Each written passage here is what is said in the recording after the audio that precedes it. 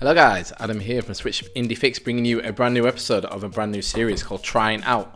Tryin Out is a series about trying out indie games on a Nintendo Switch. They're games that maybe I necessarily wouldn't want to do a series on YouTube, or to maybe even do a review, because maybe they're quite long-winded, or they're roguelike, or I don't know. But yeah, the first game I wanted to try out, I actually played it on my latest stream over on twitch.tv/Switch Indie Fix, is a game called HoleDown, which is a very, very interesting game. It's basically kind of like a brick breaker mixed up with a roguelike. So on stream I managed to get to the second level, which is the moon. We're going to go back to the first stream, and yeah, basically the idea is that we are holding down. So what we want to do is we are this ball at the top, and we can move and aim our balls anywhere we like. Each one of these blocks has a number on it, which shows how many times a ball has to hit that block before it will disappear.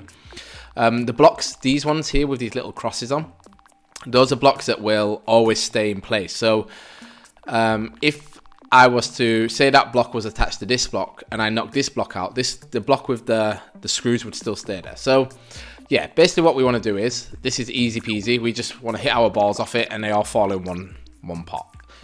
Easy peasy, no problem. We just hit them around, we hit them back, and as you can see, they start falling. This block here with this purple diamond in it is basically our crystals, or our upgrade currency. So if you look in the kind of the bottom left hand corner of the screen down there, you'll see how many crystals we have. We currently have 1, and we can get 1 of 2 on this level. I think that's quite low because we've already done this level. Up in the top, it's a little bit messed up. That side, it's opposite for me. It shows us how many meters deep we're going. On this level, we want to get to 60 meters deep. And it says it should say we have 47 shots, but I think that's like a visual glitch there. And then on the other side, it says we have 4 balls that we can fire at once. So if you watch, we'll fire our 4 balls. 1, 2, 3, 4. And that little blue bar next to the balls, when that fills up, then we get to fire a 5th ball, which is always helpful. So yeah, so this is basically the game. It's a very chilled, very easy to understand roguelite. Each level is obviously procedural, and the blocks generate differently for each level. So every time you start a new level, it is slightly different. The aim of the levels is always the same though. On this first level on the asteroid, you want to get to 60 meters, and at 60 meters, you have to face down like a quasi boss, which is the planet's core, which I assume is the same for every planet. I've not gotten past the moon yet, because it turns out I'm not very good at this game, but I enjoy it nonetheless. It's like one of those games that signifies, you know, that like one more try mentality, of okay, which I think all good roguelikes have. I've been like, okay, I got into the game, I died, but I want to play it again. And I think the reason that this happens is because this game is, at least in the start, it's very liberal with upgrades. And which also, I guess, kind of offers like the Rogue-Lite aspect of the game. So I'll show you if we beat this level, or if maybe we get knocked out. The level is probably going to be a lot easier than it was when I played it on stream, because we already have quite a few upgrades. But yeah, I'll show you when we get through the kind of upgrades screen, which lets us upgrade different things, like how many shots we have, how many balls we have, how many crystals we can hold on one level, and how often our kind of power ball at the top fires. But yeah, it's just one of those games that you can kind of get into. Controls are very easy. It's very easy to understand. There is some like skill to it, which I think I kind of noticed as I was playing through on the stream, but you want to always be kind of trying to knock out as many of these screws as possible, because if you knock out the screws, like I have 4 balls, so I know if I hit that one with 3, then the block above it is going to fall away anyway with the 5, which is what we have to do now. We hit it with the 2, and then it falls down, and everything's hunky-dory. And obviously, it comes with a lot of skill, you know? If you can somehow manage the angles of your shots, it's going to be a lot easier for you. The game is out on Steam. It just came out last week, and that's kind of how I found it. I watched a YouTuber called Northern Lion who plays a lot of these like kind of quirky indie games, and he was playing it. and I kind of put it on my to watch list for when the Switch version came out, and then actually Googled it and found out that the Switch version was already out, which doesn't happen very often with these indie games, but was pleased. Picked it up. It's cost $9.99, at least on the EU eShops, and yeah, it's a lot of fun to play. Kind of relaxing, nice music. The music kind of changes up every level. Oh, I can't believe all of those missed it. Cannot believe it. Okay, and yeah, obviously we crashed, so we didn't get to the level, but we can see if you look at underneath where it says play again, there's a lot of space opening up. So that was actually where we were supposed to be going for to get to the boss. So let's go to the surface. We do have some crystals to spend, and this is how we upgrade. Again, like the game itself, it's very minimalistic and very simple. We can upgrade our starting balls. So each at the start, I can't read. Start each dig with more balls. Currently we start with 4, but we could upgrade to 5 if we get one more crystal. The ball buffer increase your maximum ball count. Currently we have 5. If we increase it, we can go to 6. The hold size stores more crystals, which we don't really need right now. There's not been a case where I've not been able to pick up all the crystals that I could. Shots is very important. Shots is what you need to upgrade kind of in the very, very early game, because at the start I think you only have about 20 shots to get to the bottom, and that's just unrealistic. And the last one is the license, which lets you then move on to the next level. One kind of silly mistake you can make is beating the boss and then spending all of your crystals on all of these without buying the license, and then you're stuck on your first map on the asteroid map. Which happened to me the first time I played it. So yeah, make sure when you do beat the level that you save enough crystals to actually move on to the next level. So yeah, like I said, these ones falling away. They haven't got a chance against me. And yeah, I guess the reason why we're only limited to 2 crystals is so that we're just not grinding too much, and it makes the later game, doesn't make it too easy. Because, you know, if you grind up all the crystals just by playing the same simple level, then obviously everything later on is going to be quite easy. But I like it that it has that flexibility to let you grind, which sometimes roguelike games don't let you do. I think that there's usually like 2 types of roguelikes, which funnily enough I kind of played both ends of the spectrums on the stream that I did. Well, what I literally just did, but what for you will have been like sometime in the past. And that is that either some roguelikes want to get you in quickly and make you feel like you're progressing and making it feel like you're like achieving something, in a sense that you're moving on quickly in the game, which HoleDown definitely does. It gets you in easy. The mechanics are easy to understand. It rewards you early on with lots of these crystals, and like you can see, we're only allowed to take two crystals out, but right now we could have taken at least 4.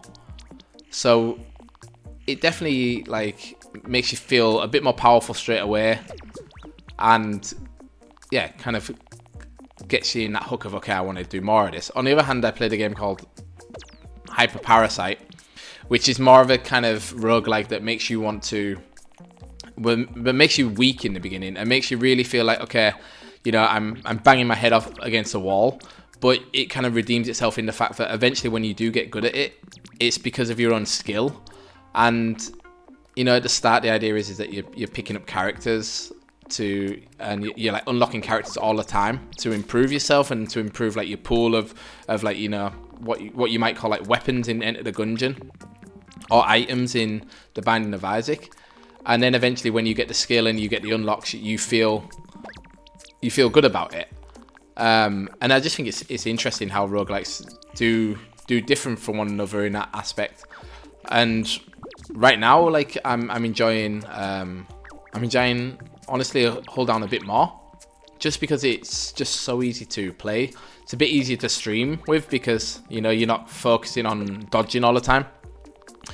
And yeah, and I think it's just an interesting video that at an interesting game that not many people know of on the Switch, and I'm hoping to try and, you know, get it out there so as many people know about it as possible, because it is just a nice relaxing game to play through. And I really hope that I'm gonna beat the first level on video. Well, it's not looking likely.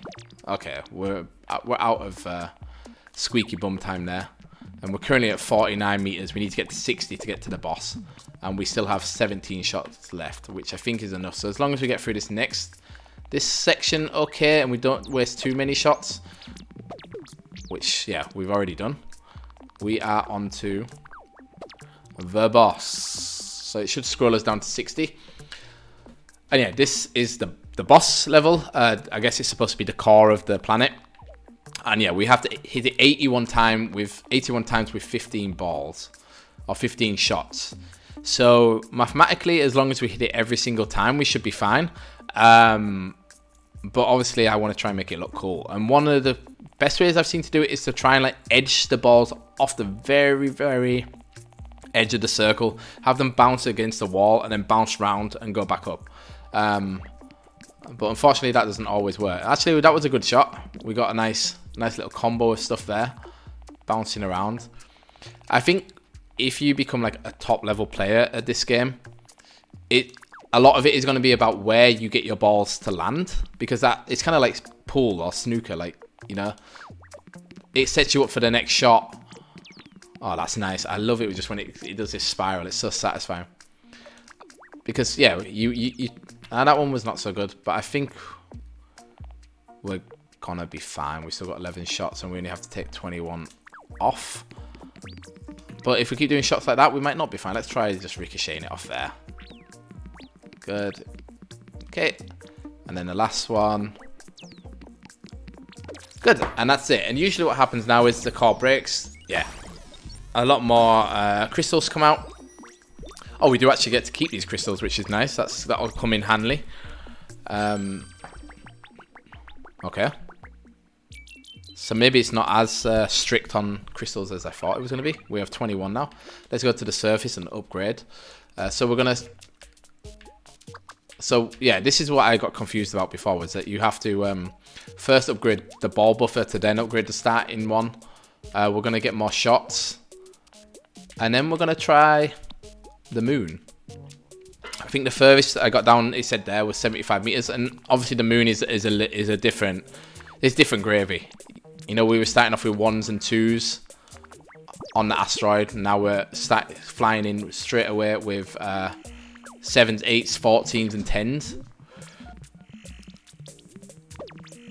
But, oh, okay. It might be a bit edgy, but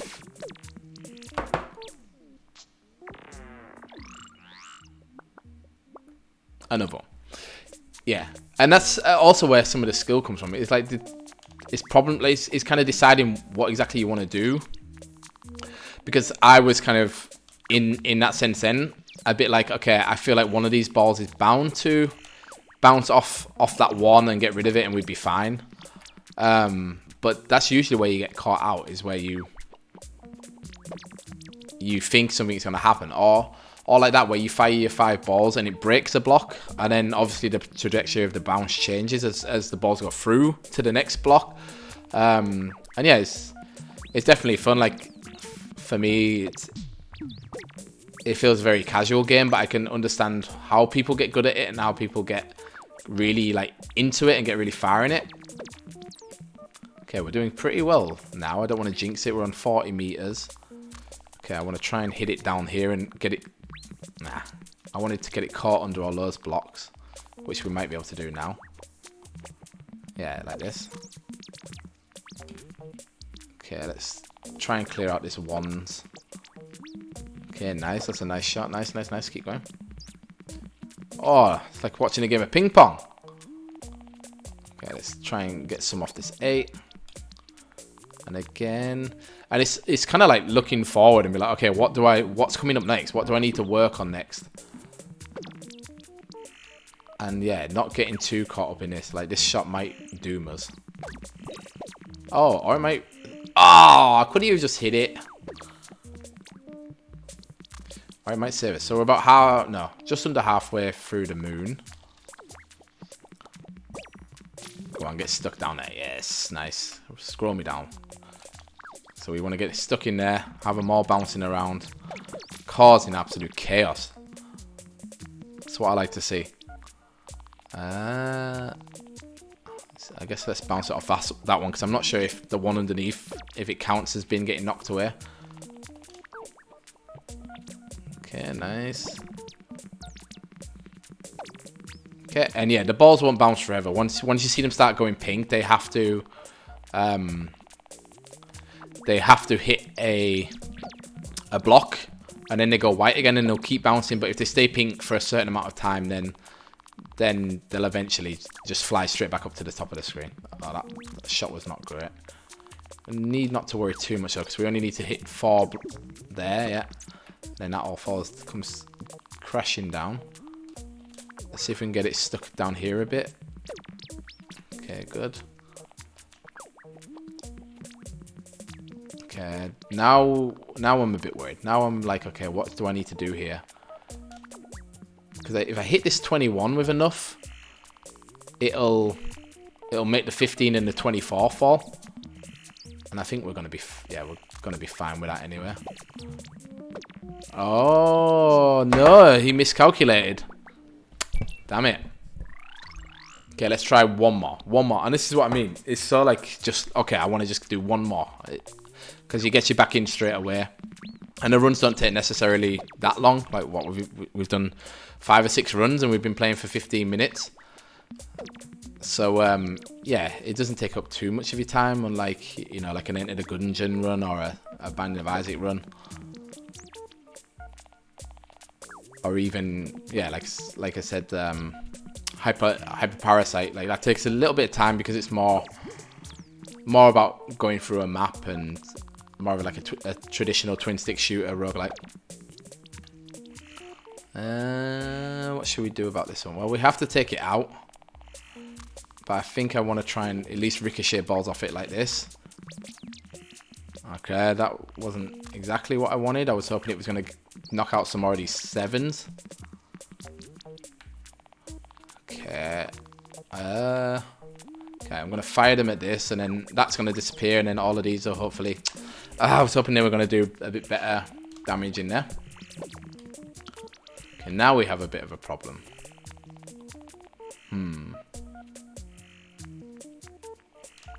I guess we just take out the 3 and try and buy ourselves a bit more time. And yeah, this is not going to end well at all, I don't think. Let's just see what happens if we do it like this. Go on. Ah! But yeah, so that is HoleDown. It's, like I said, $9.99 on a Nintendo Switch. It's a lot of fun.